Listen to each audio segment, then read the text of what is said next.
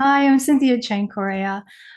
So we're doing this video because Claudia and I just wrapped up a webinar on the new human intelligence, in which we talked about some missed opportunities, longstanding missed opportunities in the field of, or in the practice of traditional human intelligence, as well as new opportunities that we have in redefining human intelligence.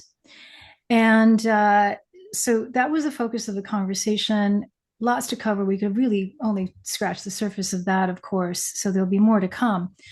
But as we were also wrapping things up, in that session, we did talk, we recognized that Anthropic, it has released Fable 5, sort of widespread release for the next few days at least.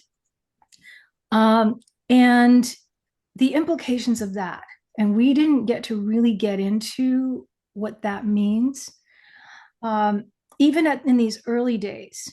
And the implications are actually pretty serious because this is considered a leap.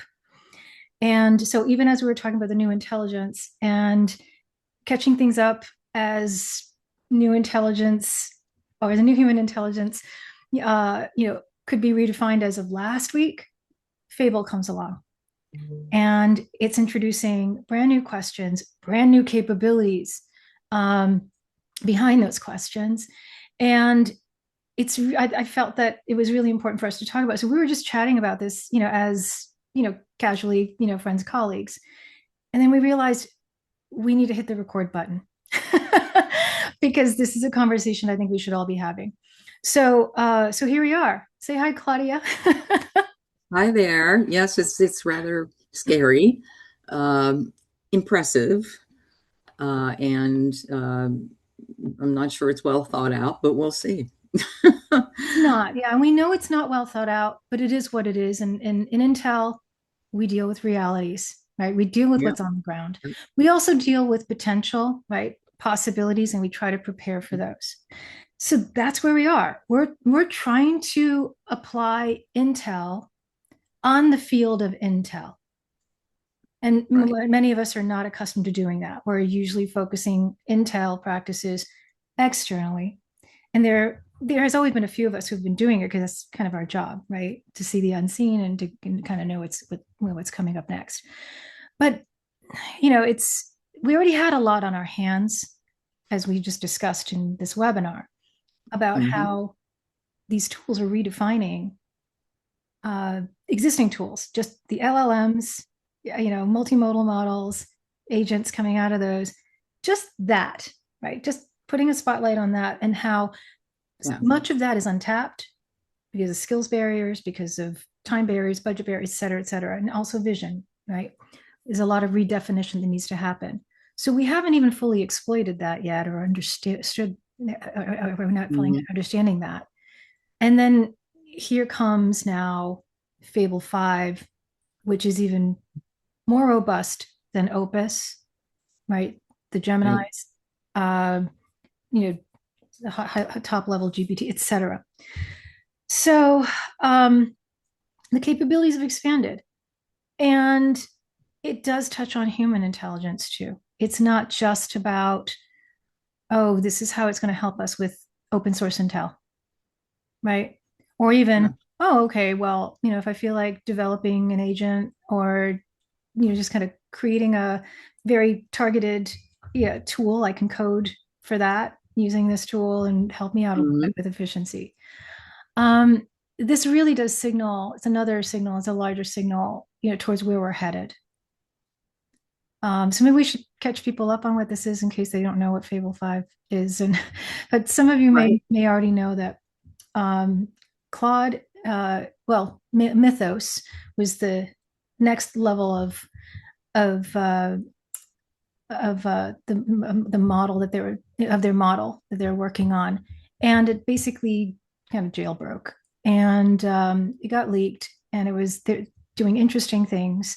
The thing about Mythos is that it was capable of uh, writing malicious code. It's capable of being used, easily used, uh, to perform nefarious things, create biologics, to create malicious code, as I mentioned, as well as other things that could be potentially harmful, Yeah, to society, infrastructure, et cetera, et cetera.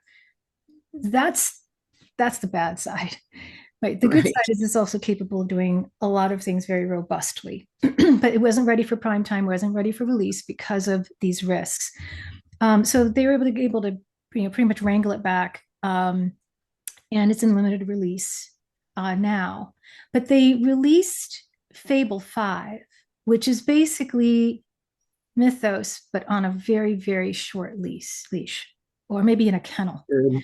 Yeah. And and so so this is really we're just counting days now since it's been out. So we really haven't been deploying. These are just early adopters using it, and I haven't really done a deeper dive into it myself.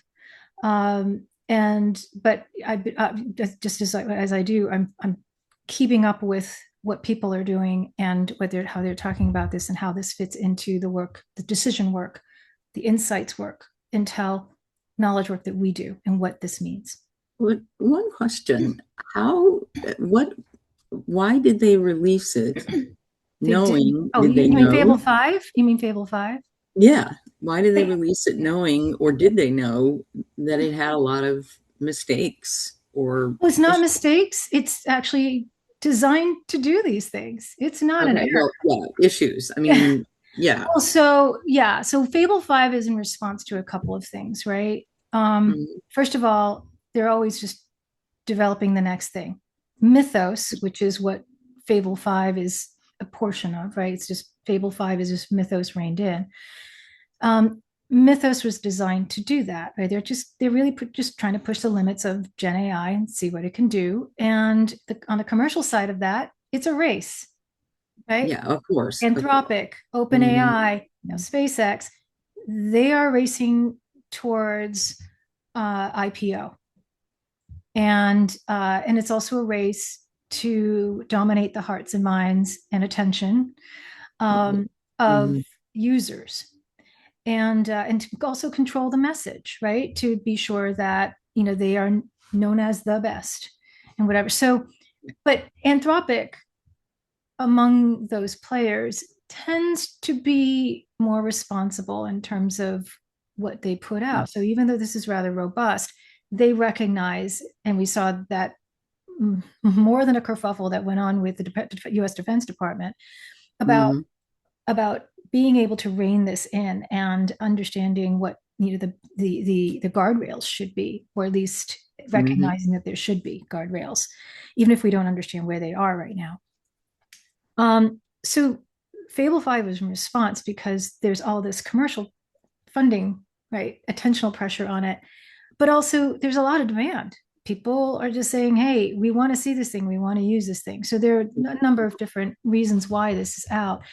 And funny enough, as much as they put these constraints on Fable 5, there are a lot of complaints now from some early adopters that this thing is too constrained, right? So uh-huh. the criticism is twofold. It's too constrained because they want to be able to do more with it. And then the other criticism is that, okay, we get the constraints. We actually even agree with them. We're okay with that. But we want to know specifically what they are so that we know Yeah, how it's affecting the output. Because what it also does too is if you are researching anything in life sciences, for example, right? So in Intel, if you're in life sciences, you're researching, you're doing a deeper dive, that can get into the realm of biologics. Now yeah, you might have triggered the mechanism or the sort of fail safe in Fable 5 saying, nope, we're not going to go to in the Fable 5 Mythos direction in executing your prompt or your request. We're actually going to now divert you back down a layer, so to speak, down into yeah. Opus. So you're going to get the Opus results. And so some of the criticism is that people are saying it's not transparent enough. I don't know what I'm actually using Yeah, here, what I'm getting from you. makes That's sense. fair. So these are very early days. So a lot's going to change. And the way it's being rolled out right now is that for subscribers, we get to use it for a few days and then it goes dark again. We don't get to use it for a time until they're going to re-release it. And I think they're kind of strategizing or planning on how they want to do that. Yeah. Because not only because of the safety issues, but also, and I think largely the costs. Thing is Hmm. expensive, right? We're not running haiku level, right? Yeah. Yeah. Or even sonnet level, Claude here. So that's the background to this. But in the early use cases, and this is the conversation I shared with you, Claudia, and you raised some really good questions, right? Um, is and we didn't get to talk about this in the webinar. Is that Mhm. one one particular early adopter used it as they've been using it using the Claude suite to transcribe interviews and audio and things that they're Mhm. watching, and perhaps even by extension live interviews, right? Human intelligence, Right. traditional human intelligence, because we just had Hmm. that webinar talking about redefining it. And to catch people up, so this particular person not only used it in the way that they've been using it, excuse me, but that also running concurrently was Fable 5, listening to this person describe a new tool that they're developing or that's being developed. And as they're describing the features in real time, Fable 5 was treating the interview as a prompt to develop a mock-up of that tool, which really Mhm. changes well, it raises a lot of questions that you did raise in our earlier conversation about this, which I feel like we need to talk about. It also changes the way we will need to frame human intelligence, or just traditional external Mhm. interviews part. Because as we are interviewing people, um, and they are talking about, say, a live product that they are aware of being developed and so forth, you can have a tool that is kind of working on this. Now, will it be accurate? Who knows? We don't know that yet. Mhm. But even if it gets kind of close, it gives you a little something. And traditionally, as you know, because this is what you've been doing longer than most people I know, and you're a deep expert in, is you would conduct your interview, you would write up your transcript, you would then combine your various transcripts and findings, put it into a report for the client, scrub, if they want to see the transcript, you would scrub identifiers out of it. They Yeah. would get that. Now, the end user, the intelligence user, decision maker, could conceivably say, okay, I just want that, give me the report, give me the transcript. I want to see that mock-up. Yeah. That the mock-up is also a product. Right. Whether or not the mock-up is correct, again, still a question, but we're getting Hmm. closer, right, to that kind of execution. Yes. Yeah. Hmm. And you raised some really great questions about that. Well, a lot of times we don't want to give everything to the client, and the client doesn't want to get everything because they're not looking for everything, for one thing. For the other thing, there are certain things that would be inappropriate to deliver.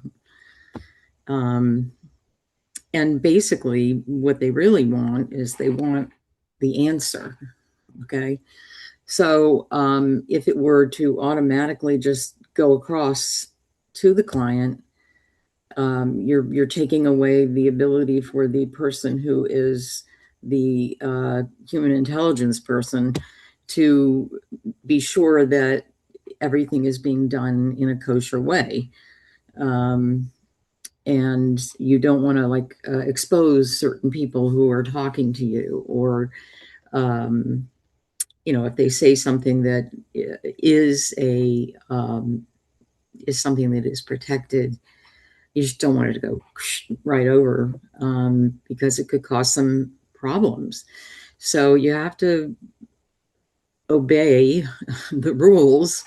And if the machine doesn't obey the rules, um, you're not in control, right? So there's some things like that. But I imagine that there's a way to edit or, review or make it what it should be before it goes across electronically, automatically. But that's something that you have to think about. And some of the information might be wrong. And so, again, you don't want it to just automatically go over because you have to look at it and everything else you learned, and or maybe it's premature and you have to do more investigation. So there's a lot of things there that having it, just bleep over, probably not a terrific idea. Um, I but think the so. ability to continue going down the levels, I'll just say this, the ability to keep going down the levels and or up the levels is great, because if you're asking it something and the answer is not what you're looking for, you can again. And that's one of the benefits, or you can get deeper or deeper. So these are all the benefits, even if you're doing human intelligence for competitive intelligence.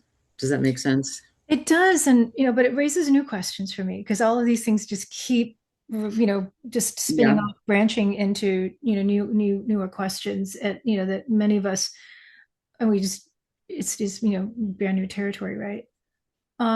So yeah, we want to give the finished product to the client, but as we were, in the past three webinars, for the Decision Insight series, we've been talking, we've talked about the changing expectations of the stakeholders, right, including Mm-hmm. intelligence users.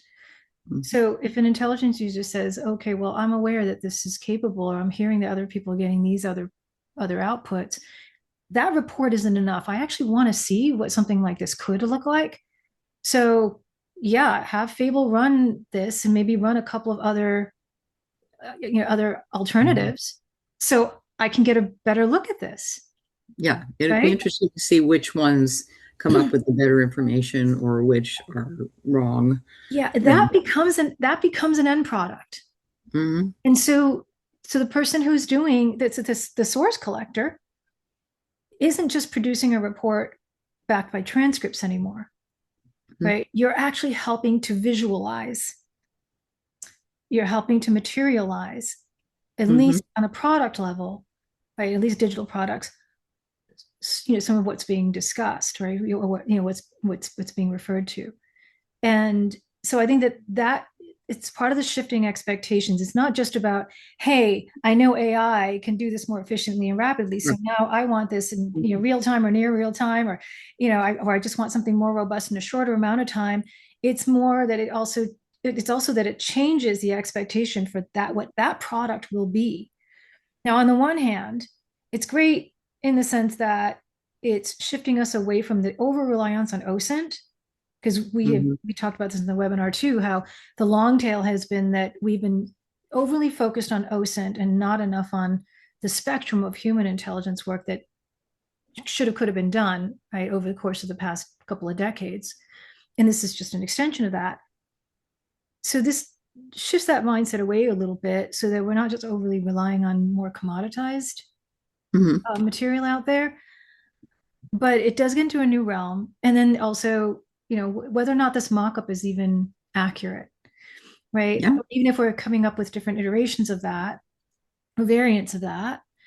Um, and for some people, it might be very helpful because, again, depending on sort of their cognitive profile, Right. it might be very useful because it gives them something tangible. It helps them visualize and kind of Mm-hmm. sort of concretize what's being discussed.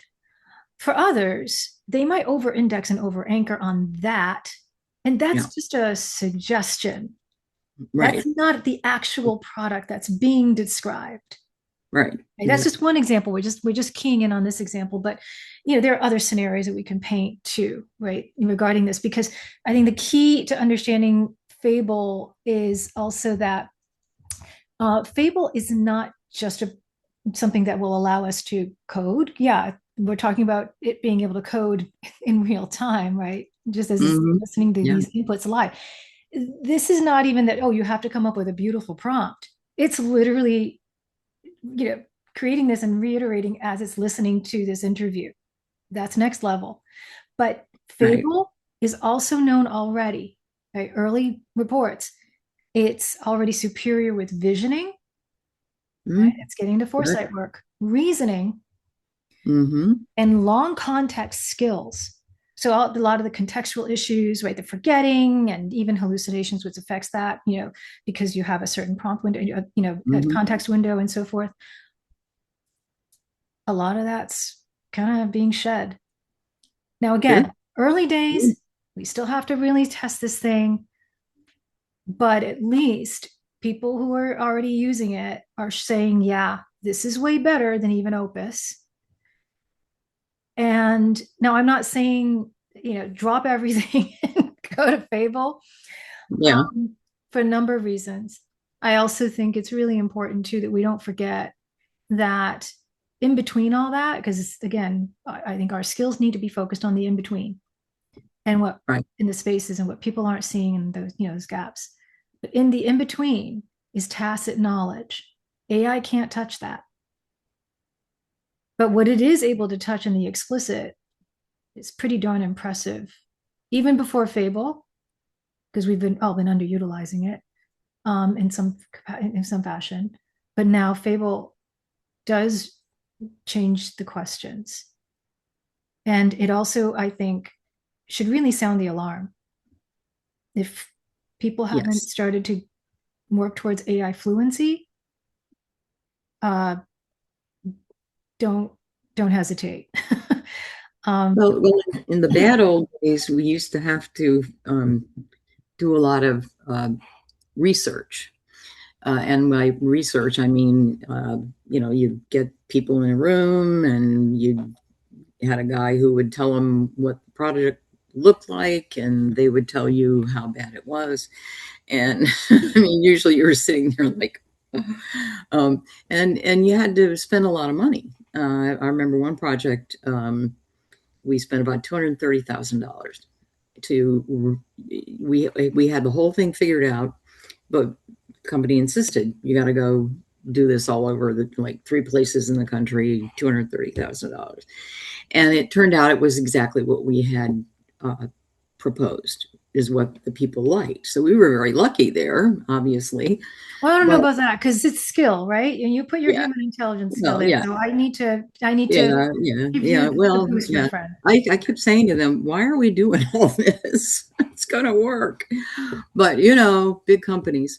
So now it's amazing that, the speed of light, you can at least get some tentative information. And now it's even more than tentative information. So I welcome that. I think technology is great. I don't, some of them, when they come out, they're going to have problems. But Yeah.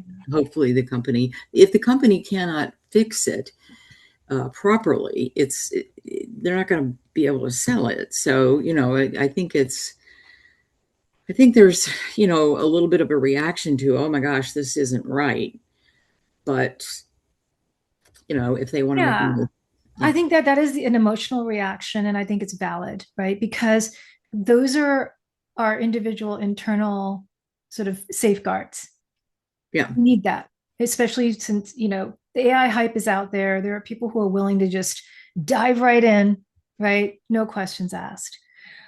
But I think that, there are a lot of people who are trying to correct, sort of overcorrect against that hype.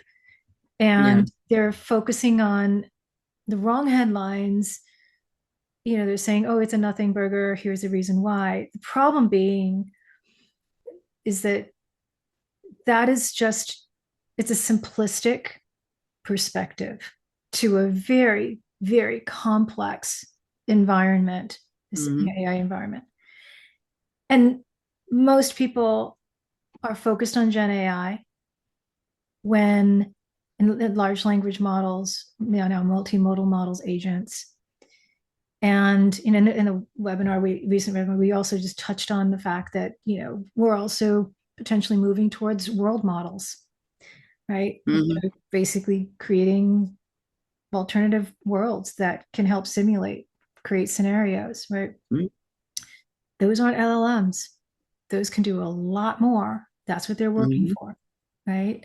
Towards, I should say. So Jan LeCun left Meta to create a company to do just that, Hmm. right? Godmother of AI, Fei Li, she's doing a different version of it, but that's what she's working on. NVIDIA has been working on that as well for quite a long time, starting with digital twins. Hmm. So we can focus on LLMs and critique LLMs, et cetera, about all the reasons why we shouldn't use it or it's dangerous or the risks and so forth. But behind that, on the horizon, is another form of AI that's going to be much more powerful. And so the naysaying, I think is just very short-sighted. Um, but let's just focus on the here and now, though, right? Right. Right. Hmm. Um, so when we're talking about, uh, even LLMs, yeah, it's really important that we have these guardrails. The problem is we don't quite know, where and what they are should be just yet, right? And Yeah. and Yeah. in fact, I don't know that there is a just yet, because I think for the foreseeable future, it's going to be ever evolving, because this thing is just going to, the train is just going to keep going.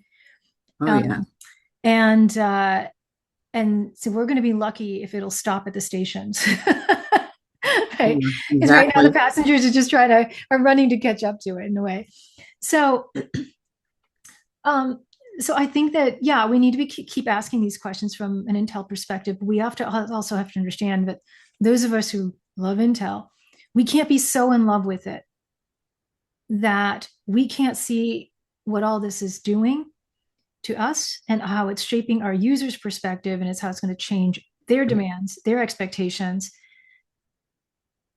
not just in terms of the products that they see, but also how we do it. Right. And so I really think that, yeah, when we're just a few days in from Fable 5, and already we're seeing how people are literally using this for human intelligence purposes, bringing it Yeah. next level. And in that particular use case, like I said, a lot of questions around that. Right? I didn't get to see the product. I don't know the context and all that. But let's just say that the person who reporting on it was already impressed, right? That it could do this. Now, stress testing it and all that stuff, we haven't really benchmarked. We haven't seen it in that regard. We've seen it for other types of standard benchmarks, and it's already outperforming the other models, except Mythos, obviously. But another thing we need to be thinking about here is that if you are somebody who is doing traditional human source collection, these interviews, or maybe you're at a trade show, Hmm. you're at a trade show and you're having conversations with people at the booth and you're asking questions. In your pocket, you've got your phone running, right? Hmm. Yeah. Like And it's they're capturing. now they're you really don't need your phone. They're about this big, and it you could just slip it in a I'm just saying, little yeah, it's pocket. Yeah. innocuous. But what I'm saying is, you could theoretically be running these, or at least capturing the transcript, Yeah. and then you can get back and run that transcript through Fable 5 and see what Mm. it comes up with. Yeah. So that also potentially changes trade show intelligence too. Sure. Okay? Sure. Or you take photos of what you're seeing at the trade show, you run it through Fable 5 with the interviews Excellent. with the body of interviews you've conducted Yeah. around that. And you ask Fable 5 to assess it for you. Yeah. Now, is it going to be 100% correct? Who knows? We don't know yet. Probably not, right? Because right now, even the benchmarks are what, like 80 some odd percentile, whatever, but for across different benchmarks. But let's just assume that it gets us to even 70, 75%. For a Yeah. lot of people, that level of satisficing is perfectly fine to make decisions. But for yet others, it's enough, it gets us that far. So then it frees us up further, right? It gives us more bandwidth to do more. Because obviously we still have to do, the usual, uh, apply the usual rigor, right? To validate and so on and so forth. Right. But Well, but it really does change the way we do things. And also if it's creating that piece of software, if you are somebody who's trained in interviews and not in software development, you right. kind of need another set of eyes to look at that output. So that also now changes the shape of your Intel team to a degree. You need to Yeah. have Yeah. Mhm. access to that love that type of skill and maybe a certain level of skills to then be able to look at that, right? To help present that final product, would put context around that. Well, so here's an example of what you're talking about. So if you were on a trade show floor and you go up to a place and they're telling people stuff and you're listening or you're even recording, and then you go away and you listen to it and you think, well, wait a minute, there was this thing over there and they didn't talk about that. So then you want to go back and say, well, what's that thing over there? And those are the kinds of interactions that, if the machine tells you something should be there and it's not there, or you put the pictures in and it says, well, you really need to know what that is. So that could be really very, very helpful. I had a recent experience where I had, was looking at a company, and I'm looking at, what they deliver, and basically, I went in and I said, well, I can't find any pictures of this. I can't find any images. And it came back and told me a complete story that was completely false. But I didn't know that. But then I'm talking to humans in interviews, and they say, "Well, they don't do that." So you really have to keep your antenna up, even with these very, very successful uh, programs. This was a lesser product, and I think that's where the human comes in, because So yeah. we go, wait a minute, what's going on Well, here? so you're touching on the one of the overarching points of the webinar we just came out of, right? Yeah. Which is that new human intelligence, that Mhm. the way we practice human going forward